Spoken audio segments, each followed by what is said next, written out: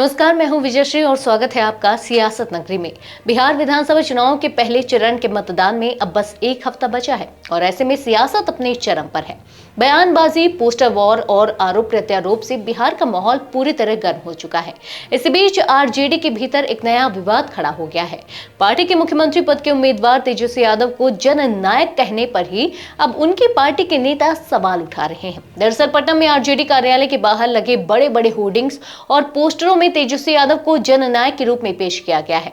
इन पोस्टरों में लिखा गया, बिहार का जननायक तेजस्वी यादव।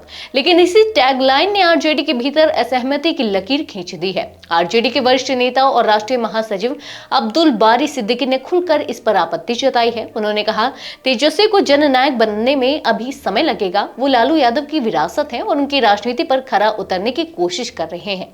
जब वे कर्पूरी ठाकुर और लालू यादव के पद चिन्हों पर पूरी तरह चलेंगे तब उन्हें जननायक कहा जाएगा।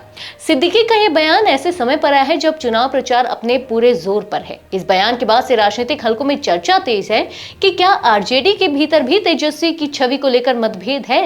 विवाद यहीं खत्म नहीं हुआ। तेजस्वी के बड़े भाई और लालू प्रसाद यादव के बड़े बेटे तेज प्रताप यादव ने भी कुछ दिन पहले जननायक शब्द के इस्तेमाल पर ऐतराज जताया था। उन्होंने कहा था, जननायक तो लोहिया जी, कर्पूरी जी और लालू यादव जी हैं।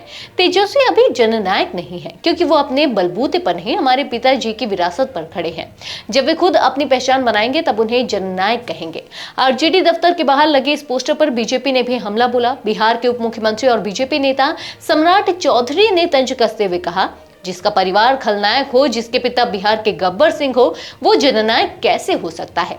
अब सवाल यह है कि जहां एक तरफ तेजस्वी खुद को बदलाव का चेहरा बताने में जुटे हैं, वहीं पार्टी के ही नेता इस छवि पर सवाल उठा रहे हैं। चुनाव से ठीक पहले आरजेडी में उठी ये जननायक की बहस अब बिहार की राजनीति में नया मोड़ लेकर आई है, जहां जनता पूछ रही है, क्या सच में तेजस्वी जनता के नायक बन पाए हैं या ये टैग बस एक चुनावी जुमला है। आज के लिए बस इतना ही। अगर आपके इलाके में कोई राजनीतिक लापरवाही, भ्रष्टाचार या जनहित से जुड़ी समस्या है तो आप चुप मत रहिए, अपनी शिकायत हमें भेजिए।